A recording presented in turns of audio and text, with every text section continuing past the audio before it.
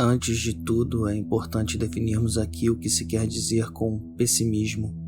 Quando eu falo de pessimismo, não trato de uma predisposição psicológica ou de previsões negativas sobre determinados eventos específicos que ocorrerão no futuro, mas de algo que pode ser chamado de pessimismo cósmico.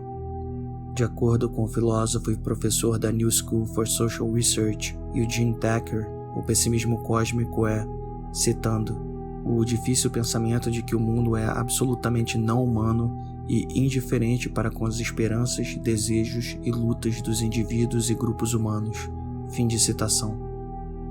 Sobre este tipo de pessimismo, o escritor norte-americano Thomas Ligotti, resumindo o pensamento de filósofos como Arthur Schopenhauer, Peter Wessel-Zapfe, Carlo Mikkelstader e Philipp Mainlander, escreve o seguinte, citando: aqui, então, está o motivo principal da imaginação pessimista que Schopenhauer tornou discernível. Nos bastidores da vida, há algo pernicioso que faz do nosso mundo um pesadelo. Para Zapfe, a mutação evolucionária da consciência nos levou à tragédia. Para Mikkelstader, os indivíduos podem existir apenas como irrealidades que são feitas da maneira que são, não podendo fazer-se de outra forma, porque suas mãos foram atadas pelo Deus da autoestima a aceitar ilusões positivas sobre si mesmos ou a simplesmente não se aceitarem.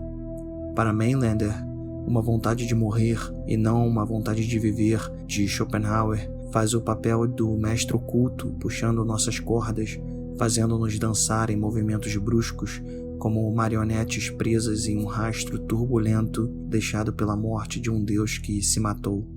Fim de citação. O professor de ciência política da Universidade da Califórnia em Los Angeles, Joshua Full Dienstag, tratando daquilo que identificou como o pessimismo metafísico em Schopenhauer e Freud, escreveu que, para esses dois pensadores, citando, os seres humanos habitam um universo que poderiam justificadamente chamar de malévolo se fosse possível demonstrar que ele tem um autor, o que, para eles, não há. Fim de citação. No mesmo livro, Dienstag trata do que chamou de pessimismo existencial, identificando-o com Albert Camus, Émile Cioran e Miguel de Unamuno. No caso específico de Unamuno e Cioran, ele afirma, corretamente, que esses dois pensadores tratavam a consciência como uma doença, um erro de percurso da natureza. Dienstag não trata do pensamento do filósofo norueguês Peter Zapfe, mas Zapfe também pensava em linhas similares. A consciência seria uma espécie de erro de percurso da natureza, um tipo de má adaptação evolucionária, visto que, ao passo que ela nos dá um imenso poder através da razão instrumental, nossa consciência também nos faz buscar sentido em algo que fundamentalmente não possui sentido algum.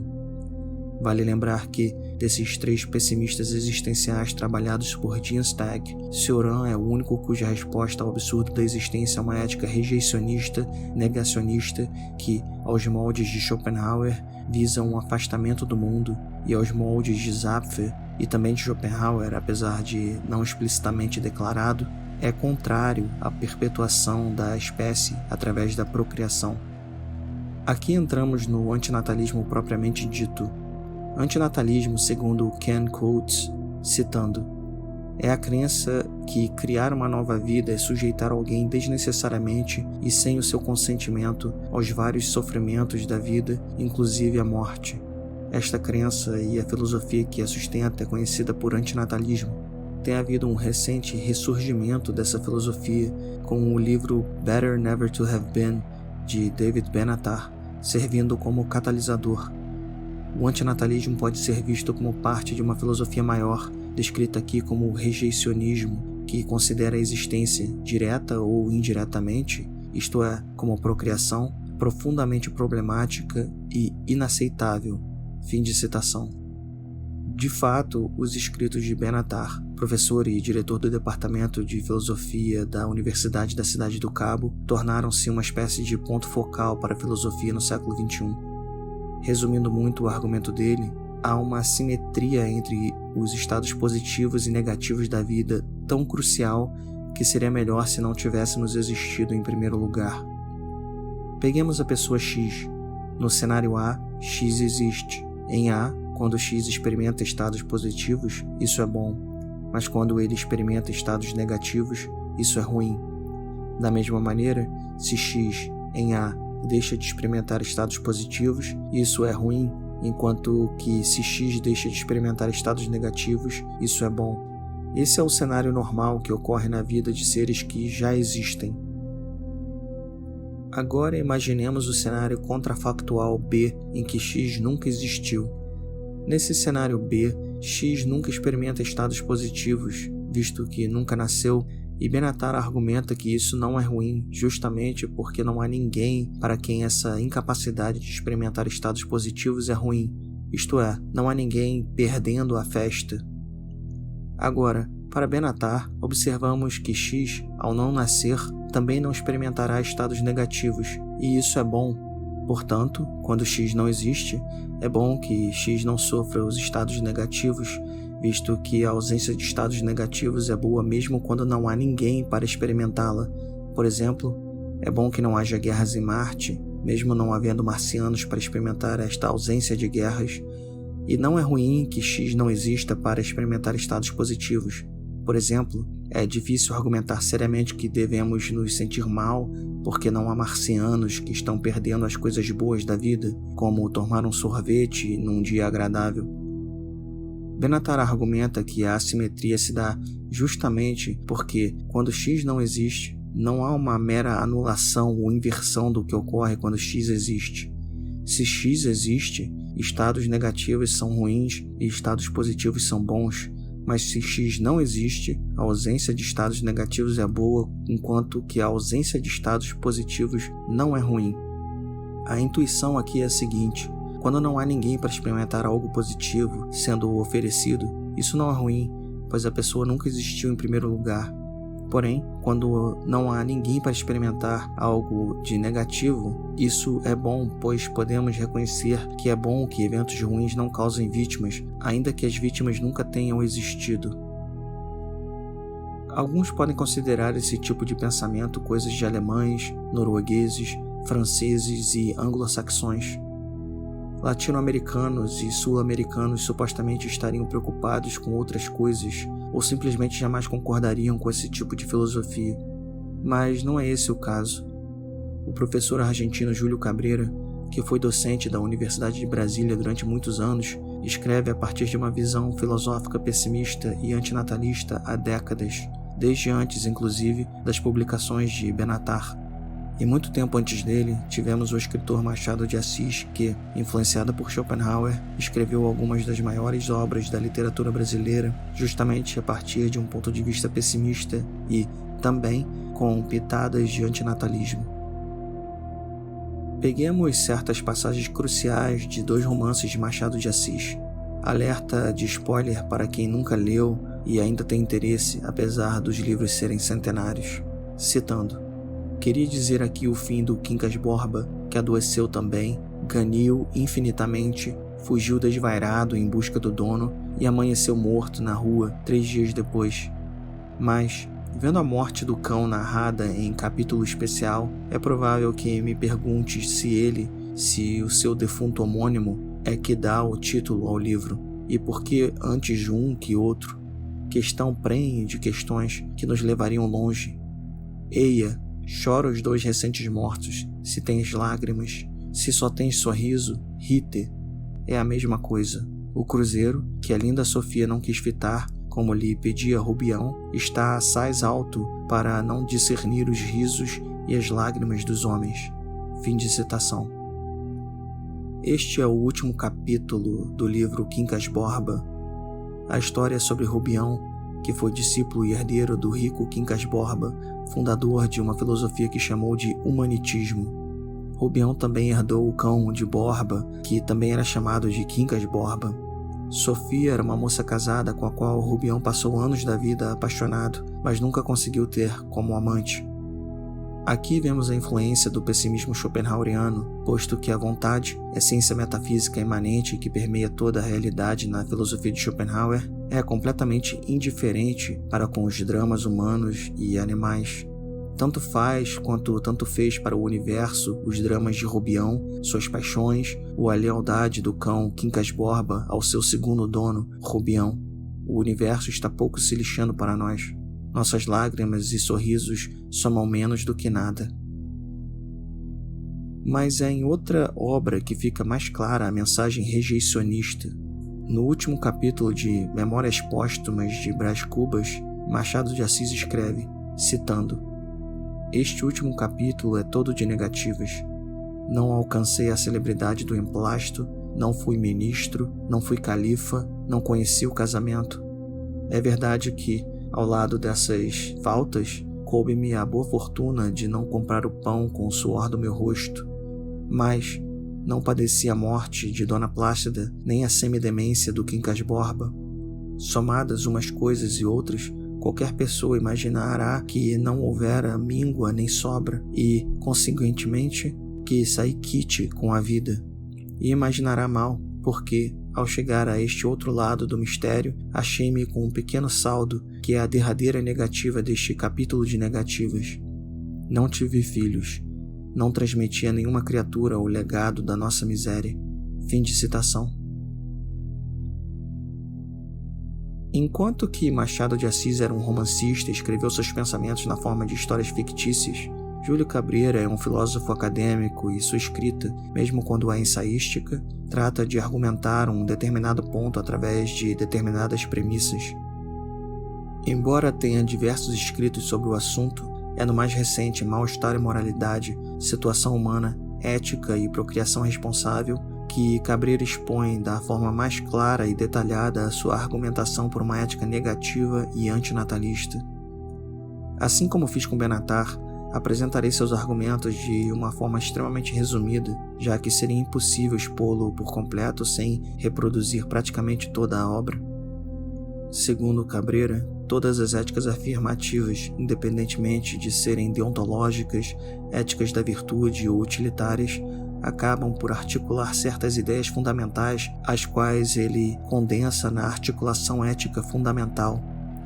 Ele chama as éticas clássicas de positivas, pois elas partem de princípios que o homem é um ser que tem um valor positivo estrutural, algo que ele vai questionar, afirmando que o ser humano, na verdade, possui uma desvalia estrutural contra a qual luta a vida inteira tentando criar valores positivos, algo que veremos daqui a pouco ao tratarmos da terminalidade estrutural do ser.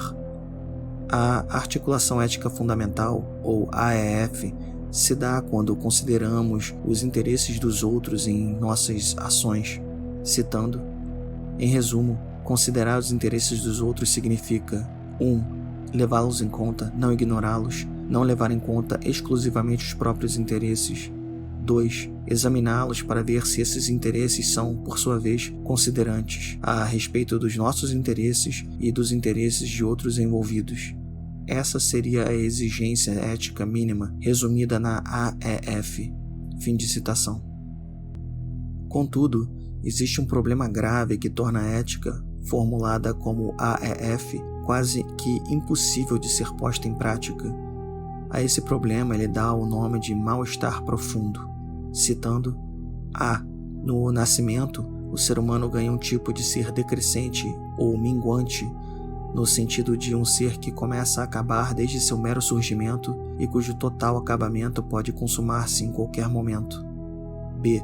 O ser humano é afetado, desde o início do seu surgimento, por 3 tipos de atrito: dor física, desânimo e, por último, a exposição à ação agressiva de outros humanos, também eles submetidos aos 3 tipos de atrito. C. O ser humano está equipado de mecanismos de criação de valores positivos que funcionam como defesa de A e B, mecanismos que o ser humano deve manter constantemente ativos contra os avanços do surgimento decrescente e seus 3 tipos de atrito, e que tem a capacidade de protelar, amenizar, enfeitar e esquecer o surgimento atritado do nascimento. Fim de citação. Cabreira chama o conjunto de características ABC de terminalidade do ser. Essa terminalidade não está ligada apenas à morte final, que ele chama de morte pontual, MP, mas ao processo como um todo, desde o surgimento do ser. O processo do surgimento e submissão do ser a esta terminalidade, ele chama de morte estrutural, ME, algo ao qual todos estamos submetidos. Mesmo que fôssemos capazes de inventar uma maneira de viver para sempre, como humanos, mantidas as características normais do triplo atrito e da criação positiva de valores, que sempre acaba por negar os valores dos outros, ainda estaríamos submetidos à morte estrutural. Para ele, citando, a estrutura terminal do ser, o originário desvalor da vida humana como mal-estar profundo, o caráter sempre reativo à estrutura terminal dos nossos valores positivos e a presença do sofrimento na sua tripla manifestação estrutural, dor, desânimo e, especialmente, inabilitação moral, fim de citação, acaba requerendo de nós uma ética diferente das hedonistas, eudaimonistas, deontológicas, etc., pois todas elas acabam por decepcionar a articulação ética fundamental em algum momento. Exemplos: um hedonista, ao buscar a construção de valores positivos para si através do prazer, acabará por afetar negativamente, ainda que sem querer, a vida de outras pessoas. O eudaimonista, ao buscar a virtude, poderá ignorar ou prejudicar outros em sua terminalidade. O deontológico, ao obedecer totalmente a sua ética e cumprir o seu dever moral, poderá causar mal ao outro ser inabilitado. Podemos lembrar o exemplo kantiano de não podermos mentir nem para salvar uma vida. Portanto, as éticas positivas não são capazes de sustentar a articulação ética fundamental. Cedo ou tarde elas falham. Ao buscar a boa vida, o eudaimonista acabará pisando nos pés dos outros. O deontológico, no cumprimento do dever moral, acabará causando mal a alguém. O utilitarista, na busca por maximizar o bem-estar ou minimizar o mal-estar, acabará fazendo escolhas que também irão causar mal a alguém, querendo ou não. Essa inabilitação moral faz Cabrera pensar numa ética negativa, uma ética que absolutiza a articulação ética fundamental acima até da própria vida, ao contrário da pós-ética de Nietzsche, por exemplo, que propôs absolutizar a vida acima até da ética. Na visão de Cabrera, somos sempre inabilitados moralmente, seja de forma ativa, passiva ou dissentida. Temos os inabilitados com sentidos ativos, os inabilitados com sentidos passivos e os inabilitados dissentidos. Os inabilitados com sentidos ativos são, citando, aqueles que, vendo que suas ações benéficas para si prejudicam os outros, não se importam com isso. Fim de citação. Os inabilitados com sentidos passivos são, citando, aqueles que, com a sua indiferença e omissão, contribuem direta ou indiretamente para a instauração ou perpetuação de estados de coisas que provocam prejuízos para os outros humanos. Fim de citação. Os inabilitados dissentidos são aqueles que estão inseridos no mundo e acabam tragicamente prejudicando aos outros sem intenção e até com a intenção de fazer o bem. Aqui podemos dar o exemplo de pessoas bem-intencionadas que ajudam algumas pessoas, mas que, no processo, por não poderem ajudar todos à sua volta, acabam tendo que escolher a quem ajudar, sempre um número menor, deixando outros de fora. Isso também é um tipo de inabilitação moral na ética negativa de Cabrera. Ao longo do livro, ele elabora uma série de possíveis imperativos negativos visando uma aderência máxima à articulação ética fundamental. Contudo, há somente uma forma segura de evitar que alguém caia na estrutura terminal do ser e seja exposto ao mal-estar profundo: não passar a existir. E isso só é possível no sentido mais estrito quando nos abstemos de criarmos novos seres. Aqui encontra-se o antinatalismo na filosofia de Júlio Cabrera.